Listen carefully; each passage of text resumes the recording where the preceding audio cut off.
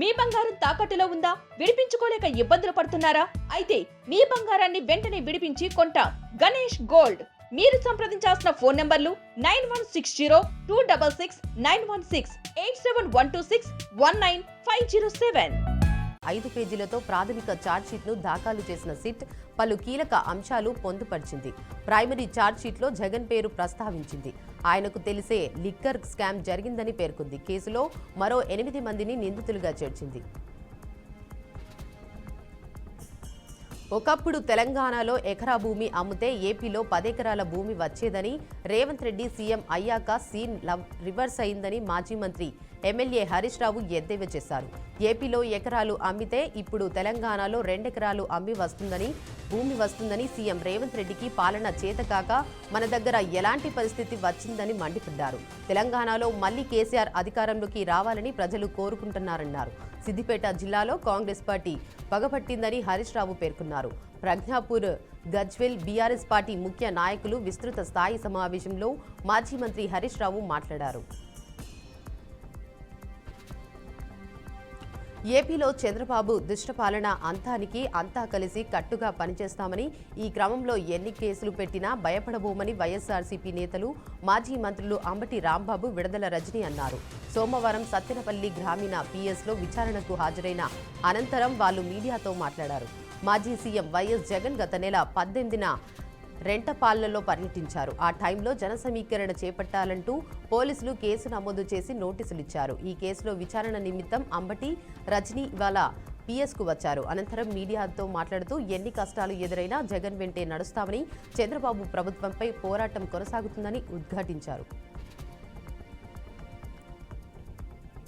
కృష్ణా జిల్లా పామూరులో మాజీ మంత్రి వైసీపీ నేత పేర్ని నాని రప్పా రప్పా అంటూ కొట్టిన డైలాగులు ఆయన్ని మరో కేసులో ఉచ్చులో బిగుసుకునేలా చేశాయి. ఓ కార్యక్రమంలో ఆయన మాట్లాడుతూ రప్పా రప్పా అని చెప్పడం కాదు, నన్ను కొడితే రాత్రికి రాత్రే చేసేయాలంటూ చేసిన వ్యాఖ్యలు తీవ్ర దుమారం రేపాయి. ఏదైనా పని చేయాలంటే చీకట్లో కన్ను కొడితే పని అయిపోవాలని పేర్ని నాని వ్యాఖ్యానించడం ఏపీ రాజకీయాలను షేక్ చేస్తోంది. పని చేయాలంటే అనవసరమైన మాటలు, అల్లరి కాదని, పని చేయడమే ముఖ్యమని హింసను ప్రేరేపించేలే వైసీపీ క్యాడర్ను ఉద్దేశించి పేర్ని నాని వ్యాఖ్యానించడం పొలిటికల్ హీట్ను పెంచేశాయి.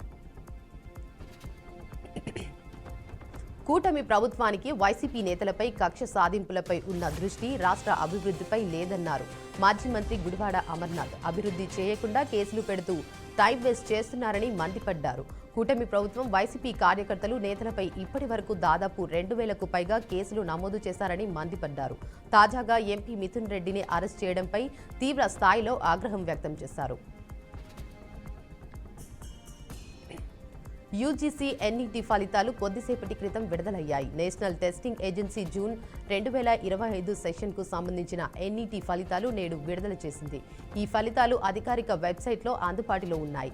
ఈ పరీక్షను జూన్ 18 నుంచి జూన్ 21 వరకు 85 సబ్జెక్టులలో కంప్యూటర్ బేస్డ్ టెస్ట్ విధానంలో నిర్వహించారు. ఫలితాలతో పాటు సబ్జెక్టు కేటగిరీ వారీగా కట్ ఆఫ్ మార్కులు, ఫైనల్ ఆన్సర్ కీ కూడా విడుదలైంది. అర్హత సాధించిన అభ్యర్థులు junior research fellowship assistant professor PhD ప్రవేశానికి అర్హులవుతారు. కాగా దేశవ్యాప్తంగా 7.5 లక్షల మంది అభ్యర్థులు ఈ పరీక్షకు హాజరయ్యారు. బెట్టింగ్ యాప్ కేసులో ప్రముఖ సినీ నటులు రానా దగ్గుబాటి, ప్రకాష్ రాజ్, మంచు లక్ష్మిలకు ఈడీ నోటీసులు జారీ చేసింది. విచారణకు కోసం హాజరు కావాలని ఈ నోటీసులో పేర్కొంది. ఇందులో భాగంగా రానా దగ్గుబాటిని జూలై 23న, ప్రకాష్ రాజ్ను జూలై 30న విచారణకు హాజరు కావాలని ఈడీ ఆదేశించింది. అలాగే నటీమణి మంచు లక్ష్మిని ఆగస్టు 13న విచారణకు హాజరు కావాలని ఈడీ సూచించింది. బెట్టింగ్ యాప్ వ్యవహారంలో పలువురు ప్రముఖులపై ఈడీ దృష్టి సారించినట్లు సమాచారం. నోటీసులకు సంబంధించి తాము విచారణకు సిద్ధమని కొందరు స్పందించినట్లు సమాచారం.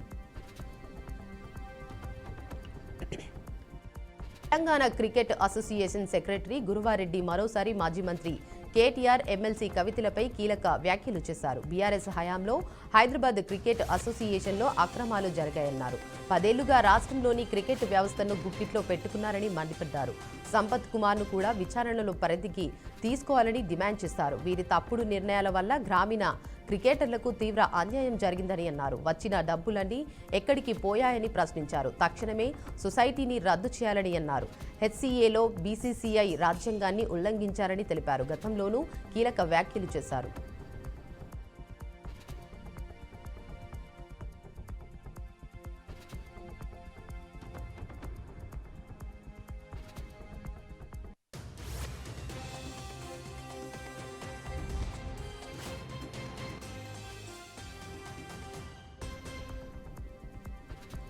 కడప జిల్లాలోని గండికోటలో మైనర్ బాలిక హత్య జరిగి నేటికి వారం రోజులవుతుంది. పోలీసులు అన్ని కోణాల్లో విచారణ చేపట్టి కేసును కొలిక్కి తెచ్చారు. బాలిక హత్య కేసులో సంచలన విషయాలు వెలుగు చూశాయి. బాలిక సోదరులే హంతకులని నిర్ధారించారు పోలీసులు. ప్రేమ వ్యవహారం కుటుంబ పరువు తీస్తోందనే బాలికను ఆమె అన్నలు హతమార్చినట్లు తెలిపారు. బాలిక లవర్ లోకేష్ వేర్వేరు కులాల కావడం, ఆస్తి పాలనలోనూ తమతో సరితూగరనే భావనతో బాలిక బంధువులు ఉండటం ఇవే హత్యకు కారణంగా భావిస్తున్నారు పోలీసులు. పార్లమెంటు వర్షాకాల సమావేశాలు ప్రారంభమయ్యాయి. మొదటి రోజే హాట్గా సమావేశాలు మొదలయ్యాయి. ఆపరేషన్ సింధూర్, బీహార్ ఎన్నికల ప్రక్రియ, పలు అంశాలపై విపక్ష పార్టీలు ఆందోళన చేపట్టాయి. దీంతో పలుమార్లు ఉభయ సభలు వాయిదా పడ్డాయి. తొలి రోజంతా వాయిదాల పర్వమే కొనసాగింది. పహల్గాం ఉగ్రదాడి, ఆపరేషన్ సింధూర్పై చర్చించాలని పార్లమెంటు ఉభయ సభల్లో కాంగ్రెస్ వాయిదా తీర్మానం ఇచ్చింది.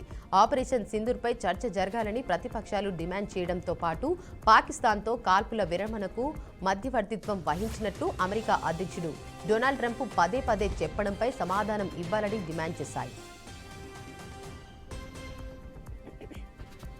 పార్లమెంటు వర్షాకాల సమావేశాలు కొనసాగుతున్నాయి. ఇటీవల అహ్మదాబాద్లో చోటు చేసుకున్న ఘోర విమాన ప్రమాదంపై కేంద్ర పౌర విమానయాన శాఖ మంత్రి రామ్మోహన్ నాయుడు రాజ్యసభలో మాట్లాడారు. ఈ ప్రమాదంపై విదేశీ మీడియా అసత్య ప్రచారం చేస్తుందని తెలిపారు.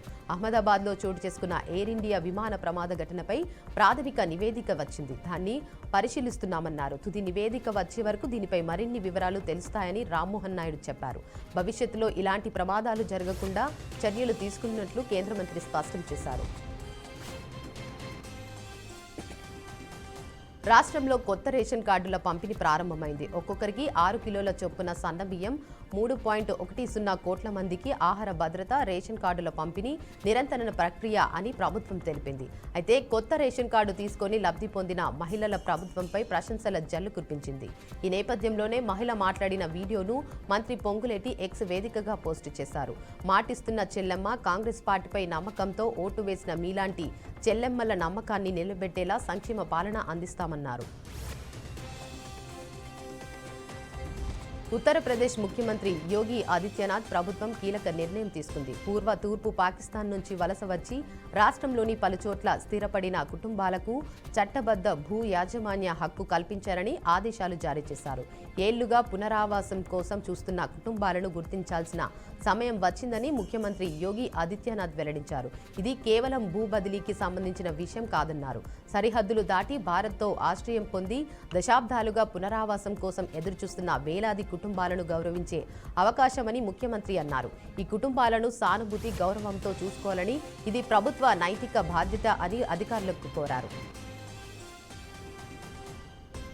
అంబేద్కర్ కోనసీమ జిల్లా గోపాయిలంకలో ధోనిపాటి శంకర్ అనే వ్యక్తిపై దాడి జరిగింది.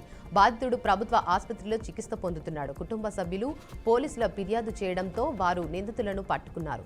ఉద్యోగాల పేరుతో డబ్బులు వసూలు చేశాడని నిందితులు ఆరోపిస్తున్నారు. సకిలే రాజశేఖర్ తరపున మధ్యవర్తిగా ఉన్న శంకర్పై కక్ష కట్టి దాడి చేసినట్లు విచారణలో తేలిందని పోలీసులు చెప్పారు. ఎన్టీఆర్ జిల్లా మైలవరం పట్టణంలో భారీ వర్షం కురిసింది. అరగంట పాటు పడిన వర్షంతో రహదారులు జలమయమయ్యాయి. డ్రైనేజీలు పొంగి పొర్లడంతో లోతట్టు ప్రాంతాలు నీట మునిగాయి. వర్షపు నీరు రోడ్లపై నిలిచిపోవడంతో వాహనదారులు తీవ్ర ఇబ్బందులు ఎదుర్కొన్నారు. ప్రధాన రహదారులపై ట్రాఫిక్ నిలిచిపోయింది. ప్రజలు ప్రాంతాలకు తరలి వెళ్లారు. అధికారులు పరిస్థితిని సమీక్షిస్తున్నారు.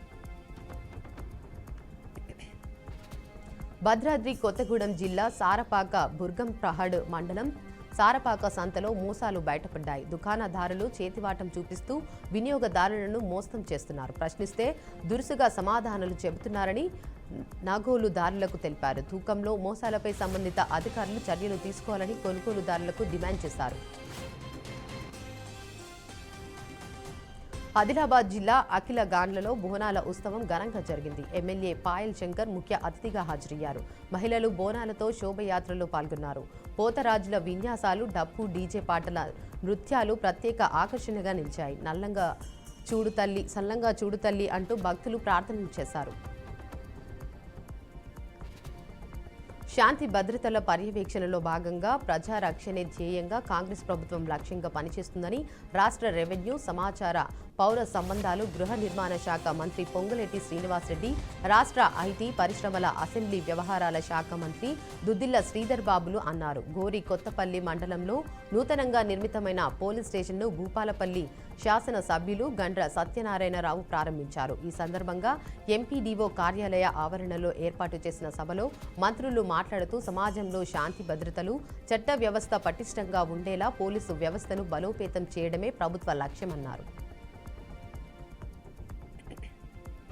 వికారాబాద్ జిల్లా పరిగిలో వ్యర్థాలను వదిలే మోరి మురుగు నీరు దగ్గర mission Bhagiratha pipe line leakage అయ్యింది. లీకేజీ దగ్గరే పందల సర్వే వ్యవహారం గురుకులు రద్దు దురదతో రోగాల బారిన పడుతున్నామని గురుకుల విద్యార్థులు వాపోతున్నారు. విషయం చెప్పినా పట్టించుకొని గురుకుల యాజమాన్యం పట్టించుకోవడం లేదంటూ ఆవేదన వ్యక్తం చేస్తున్నారు. ఈ నీళ్లు సమస్య వల్లే చేతులపై, ఒళ్ళుపై చిన్న చిన్న కురుపులు వస్తున్నాయన్నారు. ఇప్పటికైనా అధికారులు పట్టించుకోవాలని విద్యార్థులు కోరుతున్నారు. కర్నూలు జిల్లా అగ్రహారం బీసీ కాలనీ వాసులు నీటి కోసం నిరసన చేపట్టారు.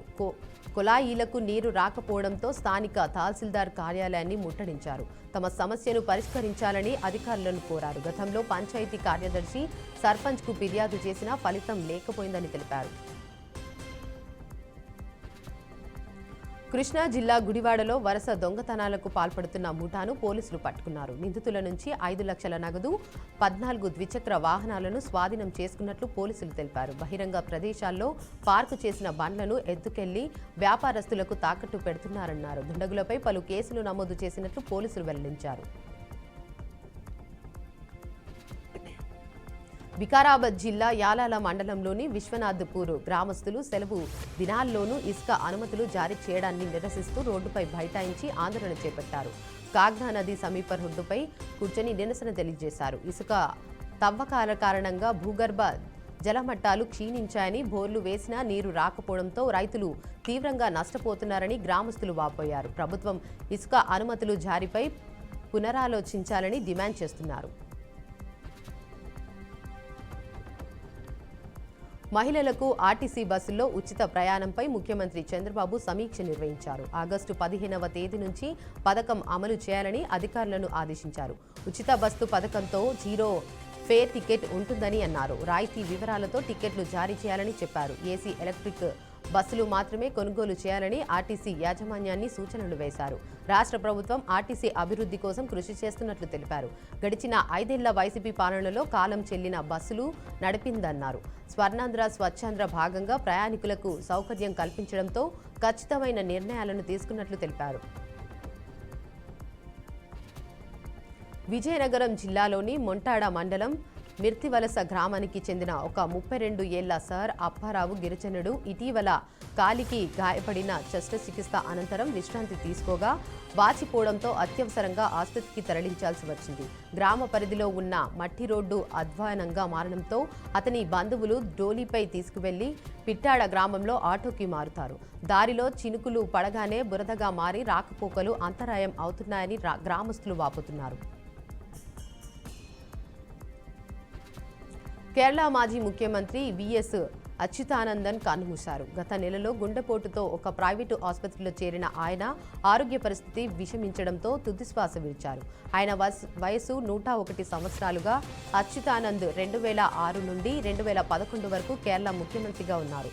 వామపక్ష పార్టీలో చీలిక తర్వాత సిపిఎం వ్యవస్థాపకుల్లో అచ్యుతానంద్ ఒకరు. 1967 నుంచి 2016 వరకు కేరళ అసెంబ్లీకి ఎన్నికయ్యారు. 3 సార్లు విపక్ష నేతగా ఉన్నారు. బంగ్లాదేశ్లో ఘోర విమాన ప్రమాదం జరిగింది. ఢాకాలోని milestone school and college campus పాఠశాల భవనంపై బంగ్లా ఎయిర్ ఫోర్స్ శిక్షణ విమానం ఒక్కసారిగా కూలిపోయింది. ఈ ప్రమాదంలో 10 మందికి పైగా మృతి చెందినట్లు సమాచారం. పైలట్ నియంత్రణ కోల్పోవడంతో కుప్పకూలినట్లుగా సమాచారం. ప్రమాదం జరిగిన సమయంలో స్కూల్లో విద్యార్థులు ఉన్నారు. ప్రమాదంలో జరిగిన ప్రాంతంలో సహాయక చర్యలు కొనసాగుతున్నాయి. అయితే మృతుల సంఖ్య మరింత పెరిగే అవకాశం ఉంది. దేశీయ స్టాక్ మార్కెట్ల లాభాల్లో ముగిశాయి. విశ్లేషకుల అంచనాలకు మించి పలు త్రైమాసిక ఫలితాలు ప్రకటించడం సూచీకలకు కలిసొచ్చింది. ట్రేడింగ్ ముగిసే సమయానికి సెన్సెక్స్ 442 పాయింట్లు లాభపడి 82,200కి చేరుకుంది. నిఫ్టీ 122 పాయింట్లు పెరిగి 25,090 వద్ద స్థిరపడింది. అమెరికా డాలర్లతో పోలిస్తే రూపాయలు మారకం విలువ 86.30గా ఉంది.